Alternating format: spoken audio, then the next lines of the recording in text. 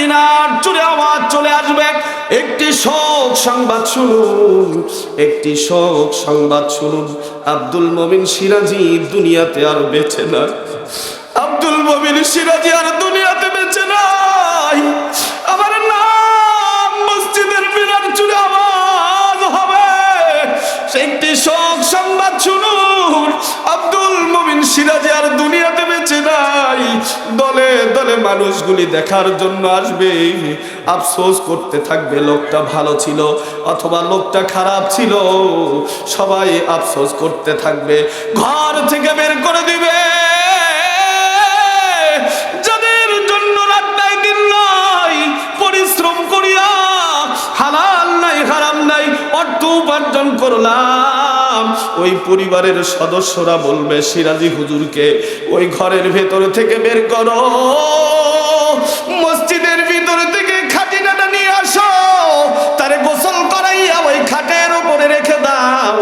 ঘর থাকবে আমার উপার্জিত টাকায়, আমার উপার্জিত টাকায় ওই ঘরের ভিতরে সব কিছু থাকবে, কিন্তু কোনো কিছু আমার সঙ্গে যাবে না, শুধু 3 টুকরা সাদা কাপড়। এ মুসলমান, কবরে শুধুমাত্র আপনার আমার সঙ্গে যাবে 3 টুকরা কাপড়। এই কাপড় ছাড়া আর কোনো সঙ্গী আপনার আমার হবে না। এই 3টা সাদা কাপড় পাবো দুনিয়ার সম্পদের ভেতর থেকে। এই জন্য আখিরাতের পুঁজি আমাদেরকে রেডি করতে হবে মুসলমান। প্রত্যেকটা বান্দা বান্দির সামনে কাল কিয়ামতের দিনে হাসরের ময়দানে আমি আল্লাহ 1টা নয় 2টা নয় 4টি করে সাক্ষী উপস্থাপন করব। আল্লাহ তাবারক ওয়া তাআলা বলেন, বান্দা 1টা নয় 2টা নয় 4টি করে সাক্ষী উপস্থাপন করব। আল্লাহ তাবারক ওয়া তাআলার কোনো সাক্ষীর প্রয়োজন ছিল না, কারণ তিনি রব। তিনি যদি আমাদেরকে জাহান্নামে দেয় কেউ বাধা দিতে পারবে না। আবার যদি রব বলে যাও আমি আল্লাহ তোদেরকে জান্নাত দিয়ে দিলাম, কেউ বাধা দিতে পারবে না, কেউ বাধা দিতে পারবে না। তারপরেও রব বলে, বান্দা আমি যেহেতু রব, আর হাসরের ময়দানে আমি আল্লাহ তাবারক ওয়া তাআলা বিচারক, আমি বিচার করব। আর আমি রব, আমি বিচারক, তাই আমার সাক্ষীকে আমি কার্যকর করব না। আমি আল্লাহ তাআলা দুনিয়ার ভেতরে তোদের পেছনে 4টি করে সাক্ষী উপস্থাপন করব। 1 নম্বর সাক্ষী আমি আল্লাহ তাআলা জমিনকে উপস্থাপন করব। জমিনকে উপস্থাপন করিয়া আমি আল্লাহ জমিনকে ডাক দিয়ে বলবো, জমিন ইয়াউমাইদিন তুহাদ্দিসু আকবারাহা। এ জমিন, আমার বান্দা বান্দিরা, এ জমিন তোর উপরে দাঁড়াইয়া কোথায় কোন কাজ করেছে, কোথায় কোন ভালো কাজ করেছে, কোথায় কোন নেক কাজ করেছে, কোথায় গুনাহ করেছে, কোথায় নাফরমানি করেছে, সব কিছু বের করে দে। ইয়াউমাইদিন তুহাদ্দিসু আকবারাহা, ইয়াউমাইদিন তুহাদ্দিসু আকবারাহা, ইয়াউমাইদিন তুহাদ্দিসু আকবারাহা। এই জমিন ফেটে চৌচির হয়ে যাবে। এই জমিনের উপরে এ মুসলমান আল্লাহর বান্দা কোথায় দাঁড়াইয়া, কোন জায়গায় দাঁড়াইয়া কোন অপরাধ করেছি, সুদের টাকা নিয়েছি, ঘুষের টাকা নিয়েছি, জিনা করেছি, ব্যভিচার করেছি, মদের আড্ডা দিয়ে দিয়েছি। এ মুসলমান আল্লাহর বান্দা, এ মুসলমান আল্লাহর বান্দা, আল্লাহর গোলাম, এই জমিন বলবে, মালিক তোমার বান্দারা আমি জমিনের উপরে দাঁড়াইয়া সুদের টাকা নিয়েছে, ঘুষের টাকা নিয়েছে। ওগো মালিক, রাতের অন্ধকারে আমি জমিনের উপরে জিনা করেছে। ও মালিক, তোমার বান্দা বান্দিরা আমি আল্লাহ জমিনের উপরে দাঁড়াইয়া তোমার কত নাফরমানি করেছে, কত গুনার কাজ করেছে। জমিন ফেটে চৌচির হয়ে যাবে। জমিনের ভেতরে যা আছে সব বের করে দিবি। মুসলমান, একটা বার চিন্তা করেন, এই জমিনের উপরে দাঁড়াইয়া আমি আপনি কতই নাফরমানি করেছি। রব সাক্ষী উপস্থাপন করবেন, আর জমিন আপনার আমার ব্যাপারে সব কিছু বলে দেবেন, সব কিছু বলে দেবেন। এ মুসলমান আল্লাহর বান্দা, আমরা রবকে বলবো, রব না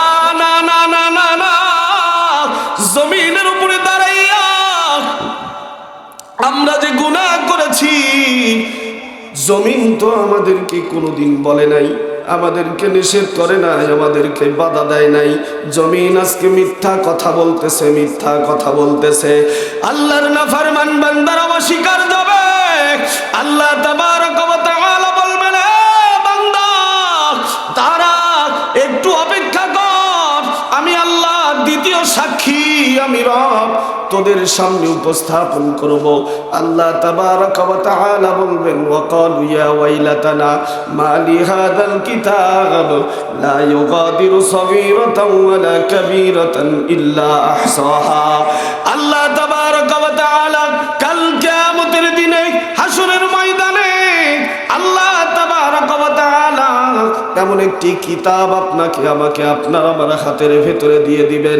আল্লাহ তাবারক ওয়া তাআলা বলবেন, বান্দা তোমরা পড়ো, তোমাদের হাতে আমি তোমাদের আমলনামা দিয়ে দিলাম। তোমাদের কিতাব দুনিয়ার ভিতরে তোমরা কি করেছো? ইকরা কিতাবাক কাফা বিনাফসিকাল ইয়াওমা আলাইকা হাসিবা। আল্লাহ বলবেন, বান্দা পড়ো, তোমাদের হাতে তোমাদের আমলনামা দিলাম, তোমরা তোমাদের আমলনামাটা একটু বের করে তোমরা দেখো। আল্লাহর বান্দা বান্দি আমলনামা হাতের ভেতরে নিয়ে আমলনামা যখন খুলবে তখন হাইরে হায়, আল্লাহর বান্দা বান্দিরা আমলনামার দিকে তাকাবে আর মালিকরে ডাক দিয়ে বলবে, মালিক ও রব, এটা কেমন আমলনামা, এটা কেমন কিতাব, এটা কেমন কিতাব, এটা কেমন কিতাব আমাদের হাতের ভিতরে দিয়ে দিলাম। ও মালিক, যে কিতাবের ভেতরে ছোট্ট থেকে ছোট্ট কোনো গুনার কাজ ছাড়া পড়ে নাই। আমি মুস্কি মুস্কি দুনিয়ার ভেতরে হাসি দিয়েছি, সেই মুস্কি হাসির কথা ওই কিতাবের ভেতরে লেখা আছে। আমি চোখের ইশারায় মানুষের সঙ্গে কথা বলেছি। ওগো মালিক, দুনিয়ার কোনো মানুষ বোঝে নাই, এইটাও এই কিতাবের ভেতরে লেখা আছে। এটা কেমন কিতাব? এ আল্লাহর বান্দারা, একটা বার চিন্তা লাগান, এমন কিতাব যখন আপনার আমার হাতের ভিতরে দিয়ে দিবে। আজকে তো দুনিয়ার ভেতরে বড় বাহাদুরির সঙ্গে চলতেছি, বড় ক্ষমতা বড় দাপটের সঙ্গে চলতেছি, কারণ আপনার আমার মালিক, আপনার আমার গুনাহগুলি আল্লাহ তাআলা দুনিয়ার ভেতরে মানুষকে দেখাইতেছে না, তাই তো বাহাদুরি করতেছি। যদি দুনিয়ার ভেতরে মালিক আপনার আমার গুনাহগুলি দেখায়া দিত, তাহলে বাবা সন্তানকে চেহারা দেখাইতে পারত না, সন্তান বাবাকে চেহারা দেখাইতে পারত না। কারণ আল্লাহ তাবারক ওয়া তাআলা রহমান, আল্লাহ তাবারক ওয়া তাআলা গফফার। আল্লাহ তাবারক ওয়া তাআলা বলেন, লা তাকনাতু মির রাহমাতিল্লাহ, আমি আল্লাহ দয়ালু। এ বান্দা, যতই তোমরা গুনাহ করো না কেন, আমি আল্লাহ তাআলা তোমাদের জন্য বলে দিলাম, আমি আল্লাহ তাবারক ওয়া তাআলা যতই গুনাহ করো না কেন, যতই খারাপ কাজ করো না, যতই অশ্লীল কাজ করো না কেন, গুনাহ এই পরিমাণ করেছো, তামাম দুনিয়ার জমিনের ভিতরে তোমার গুনাহ দিয়ে ভরপুর হয়ে গেছে, একটা পা ফালানোর মতো জায়গা নাই, সরিষার দানার পরিমাণ জায়গা আর ফাঁকা নাই। এই পরিমাণ গুনার সাগরে হাবুডুবু খাও। এ বান্দা, তারপরও আমি রব তোদেরকে বলে দিলাম, লা তাকনাতু মির রাহমাতিল্লাহ, লা তাকনাতু মির রাহমাতিল্লাহ। নিরাশ হওয়ার কোনো কারণ নেই, নিরাশ হওয়ার কোনো কারণ নেই। আমি রবের দরবারে একটা হাত উঠা, আমি রবকে একবার আল্লাহ বলিয়া ডাক দে, আমি রবকে একবার রব বলিয়া ডাক দে, আমি মালিক রে একবার মালিক বলিয়া ডাক দে, আমি মালিক রে একবার মালিক বলিয়া ডাক দিয়া, আমি মালিকের সামনে তুই দুর্বল হয়ে একবার বলে দে, মালিক আমি তো বড় নাফরমান, আমার চাইতে গুনাহগার দ্বিতীয় আর কোনো বান্দা দুনিয়ার জমিনে নাই। ওগো মালিক, তুমি যেহেতু বলেছো লা তাকনাতু মির রাহমাতিল্লাহ, তোমার রহমত থেকে নিরাশ হওয়া নিষেধ করে দিয়েছো। ওগো মালিক, গুনাহগার হওয়া সত্ত্বেও আমি আল্লাহ তোমার দরবারে দুখানা হাত উঠাইছি। মালিক আমারে মাফ করে দাও। ওগো মালিক আমাদেরকে মাফ করে দাও। ও মালিক, কোন নাফরমান আল্লাহর বান্দা যখন মালিক রে ডাক দিয়ে বলে মালিক আমারে মাফ করে দাও, ওগো রব আমাদেরকে মাফ করে দাও। আসমানের দরিয়ার ভেতরে দোষ লেগে যায়, উতাল পাতাল সৃষ্টি হয়ে যায়। আল্লাহ তাবারক ওয়া তাআলার রহমত নাজিল হইতে থাকে। ফেরেশতারা ডাক দিয়ে বলে আল্লাহ তোমার এই বান্দা নাফরমান, সারাটি জীবন কাটা দিয়েছে নাফরমানি করতে করতে, আজকে হয়তো তোমাকে ডেকেছে আল্লাহ, তাই তো দেখি তোমার রহমত তোমার বান্দাদের উপরে নাজিল হইতেছে আল্লাহ। ওগো মালিক, সারাটি জীবন কাটা দিল নাফরমানির ভেতরে, হঠাৎ করে একদিন তোমারে ডেকেছে, তোমার রহমত তার উপরে নাজিল হইতেছে। আল্লাহ তাবারক ওয়া তাআলা ডাক দিয়ে বলে ফেরেশতারা শোনো, আমার বান্দা বান্দি আমারে ভুলেছিল, আমার বান্দা বান্দি আমারে ভুলেছিল, আজকে তার ভুলটা বুঝিয়া আমি রবকে ডাক দিয়েছি। আল্লাহ তোমরা বলো আমার বান্দা যেহেতু আমি রবকে ডেকেছি আল্লাহ বলিয়া, আমার বান্দা আমি রবকে আল্লাহ বলে ডাক দিয়েছে, আমি রব আর থাকতে পারবো না, থাকতে পারবো না, কারণ বড় ভালোবেসে বড় মহাব্বত করিয়া আমি মানুষের দুনিয়ার ভেতরে পাঠিয়ে দিয়েছি। এত মহাব্বত করিয়া এ পলাশবাড়ির আল্লাহর বান্দারা এত ভালোবাসিয়া আল্লাহ তাবারক ওয়া তাআলা বান্দাকে দুনিয়ার ভেতরে পাঠিয়ে দিয়েছে। আল্লাহ বলেন আমার বান্দারে আমি যেহেতু মহাব্বত করি, আমার বান্দা বান্দিরে যত যেহেতু আমি ভালোবাসি, আমার বান্দা বান্দি আমারে ভুলেছিল, আজকে ভুল থেকে ফিরে আসার জন্য আমি রবকে রব বলে ডাক দিয়েছে। আমি রব আর আমার বান্দার ডাকে সাড়া না দিয়ে থাকতে পারতেছি না, থাকতে পারতেছি না। আল্লাহকে আল্লাহ বলে বান্দা একবার ডাক দেয়, আল্লাহ বলেন এ বান্দা লাব্বাইক ইয়া আব্দি, বান্দা বল আমি রব হাজির। এ বান্দা বল তুই কি চাও, আমি রব তোকে দেওয়ার জন্য রেডি আছি, বল বল তুই কি চাস। এই মুসলমান আল্লাহর বান্দারা তিনি তো একদম রব। মাকে যদি বারবার ডাক দেওয়া যায়, হঠাৎ করে মা বিরক্ত হয়ে বলে বেটা বিরক্ত করিস না, বিরক্ত করিস না, যা যা দূর হয়ে যা। কিন্তু আমরা কেমন রবের ইবাদত করি, রব বলে বান্দা ডাক, কত পারিস আমি রবকে রব বলে ডাক। আমি আল্লাহ কোনো প্রকার বিরক্ত বোধ করি না, বরং আরো খুশি হয়ে যাই। কেমন রবের ইবাদত করি আমরা, কেমন রবের গোলাম। পলাশবাড়ির আল্লাহর বান্দারা, যেই মায়ের পেট থেকে জন্মগ্রহণ করেছি সেই মাও বিরক্ত বোধ করে, কিন্তু রব বিরক্ত বোধ করে না। সেই রবকে কিভাবে ভুলে তুমি আমি আজকে দুনিয়ার পিছনে ছুটতেছি। একটা বার চিন্তা করো, দুনিয়ার পিছনে ঘুরে কি হবে? মসজিদের মিনার জুড়ে আজান দেয় হাইয়া আলাস সালাত, মসজিদের মিনার জুড়ে আজান চলে আসে হাইয়া আলাল ফালাহ। আসো আসো কল্যাণের দিকে আসো, আসো নামাজের দিকে আসো।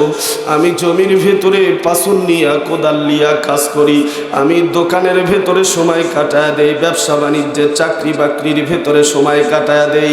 আল্লাহ তাবারক ওয়া তাআলা ডাক দিয়ে বলে বান্দা আমি রব তোদেরকে ডাকি, আয় আয়। আমার ডাকে সাড়া না দিয়া ওই ফসলের ভেতরে তুই কোদালটা নিয়ে কাজ করতেছিস, আমি রব ওই ফসলের ভেতরে বরকত দেওয়ার মালিক, তোর ব্যবসার ভেতরে বরকত দেওয়ার মালিক। ওই ক্ষেতের ভেতরে ফসল আমি রব দেই, তোর ব্যবসার ভেতরে বরকত আমি রব দেই।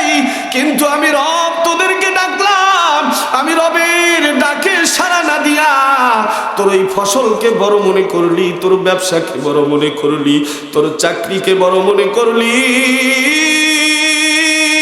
এ বান্দা, একটা বার চিন্তা কর, এই দুনিয়ার জমিনে আমি তোদের উপরে যদি রহমত নাজিল না করতাম, তোদেরকে যদি আমি রব যদি নিয়ামত না দিতাম, তাহলে একটা সেকেন্ড চলতে পারতিস না। আমি রবের ডাকে সাড়া দিয়ে মসজিদে আসলি না, আমার কুদরতি কদমে একবার লুটিয়ে পড়লি না। মুসলমান আল্লাহর বান্দা, এমন দয়ালু রব, ওই রবের কদমে সিজদা না দিয়া কেমন করে আমরা ঘরের ভেতরে ঘুমাইয়া থাকি। সকালবেলা ভোর হইলে মুয়াজ্জিনের জবান দিয়ে মসজিদের মিনার চুরে আওয়াজ চলে আসে, আসসালাতু খায়রুম মিনান নাওম, আসসালাতু খায়রুম মিনান নাওম।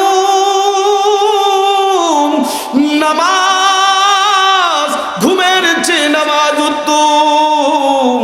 আল্লাহর বান্দা বান্দিরা কত চিন্তা চেতনা করে কম্বলটা মুড়ি দিয়ে মনে মনে ভাবে নামাজের চেয়ে ঘুমটাই উত্তম।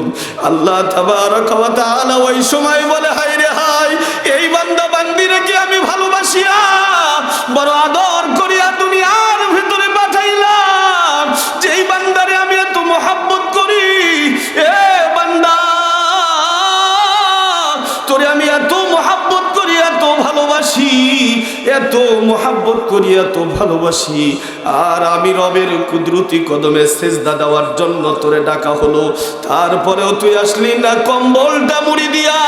একটা বার চিন্তা করেন, যদি ওই সময় মালাকুল মউত আপনার সামনে হাজির হইয়া যায়, একটা বার চিন্তা করে দেখেন, ওই সময় রূহ মুবারক যদি আপনার কলব থেকে বের করে নেওয়া হয়, অন্তর থেকে বের করে নেওয়া হয়, ওই সময় মৃত্যু নামক বস্তুটি যদি আপনার চলে আসে, কেমন হবে, কোন অবস্থার মধ্যে আপনি পড়ে যাবেন, একটা বার চিন্তা করেন। এ মুসলমান, এই জন্য একবার ফিরে আসি আল্লাহ তাবারক ওয়া তাআলার দিকে। দেখেন আল্লাহর কুদরতি কদমে আমরা একটু আল্লাহ কপালটা ঠেকায় দেই। এ মুসলমান, আর লম্বা কোনো কথা হবে না, শুধুমাত্র এতটুকুই বলবো, যেই রব আপনাকে আমাকে দুনিয়ার ভেতরে পাঠিয়ে দিয়েছে, সেই রবের গোলামি করব, আর কারো গোলামি করব না। দুইটা হাত তুলে দেখায় দেন, কারা কারা রাজি আছি? লিল্লাহে তাকবীর, লিল্লাহে তাকবীর। হাত নামান। এ মুসলমান, দুনিয়ার কোনো কিছু কিন্তু আপনার আমার আপন না।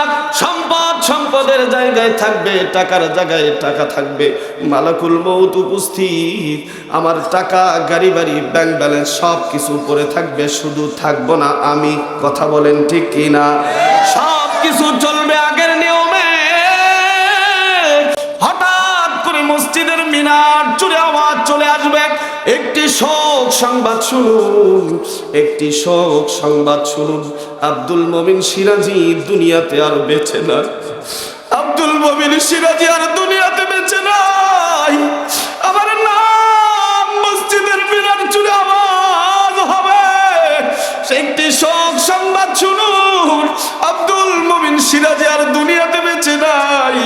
দলে দলে মানুষগুলি দেখার জন্য আসবে, আফসোস করতে থাকবে, লোকটা ভালো ছিল অথবা লোকটা খারাপ ছিল, সবাই আফসোস করতে থাকবে, ঘর থেকে বের করে দিবে। যাদের জন্য রাত নাই দিন নাই পরিশ্রম করিয়া হালাল নাই হারাম নাই অর্থ উপার্জন করলাম, ওই পরিবারের সদস্যরা বলবে সিরাজি হুজুরকে ওই ঘরের ভেতর থেকে বের করো, মসজিদের ভিতর থেকে খাটিনাটা নিয়ে আসো, তারে গোসল করাইয়া ওই খাটের উপরে রেখে দাও। ঘর থাকবে আমার উপার্জিত টাকায়, আমার উপার্জিত টাকায় ওই ঘরের ভিতরে সব কিছু থাকবে, কিন্তু কোনো কিছু আমার সঙ্গে যাবে না, শুধু 3 টুকরা সাদা কাপড়। এ মুসলমান,